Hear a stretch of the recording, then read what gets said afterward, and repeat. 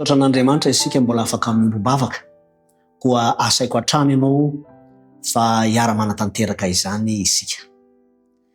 Raha ny tsara indrindra izay any an-danitro amin'ity fotoana manokana ity dia manana antombavaka izay entina eo anatrehanao izahay. Kanefa mangataka hatrany izay famelan-keloka satria olombelona tsy tanteraka ihany. Afahanao mandray sy miaino ary mamaly araky ny indra fonao ny vavaka, ny antombavaka izay entina sy asehatra anatrehanao.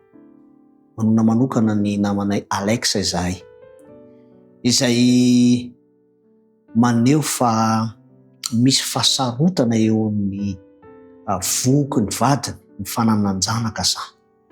Efa misy ny fikarakarana natao noho ny fitiliana izay nahitana fa misy izany fasarotana izany.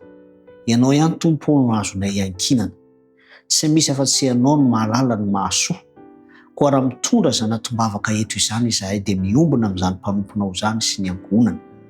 Tompo malalo, raha sitrakao dia mba tanterao ny fanirian'ny mpanomponao. Ny fikarakarana ara-pahasalamana izay fahatao dia mba hidiro an-tsehatra izany Ray Malala.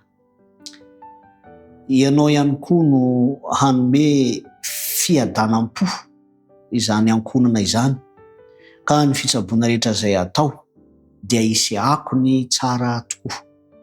Faniriana izay apetraka eo am-pelantananao izany fa tianay raha mba ho tononona amin'ny anaran'i Jesosy Kristy. Amen.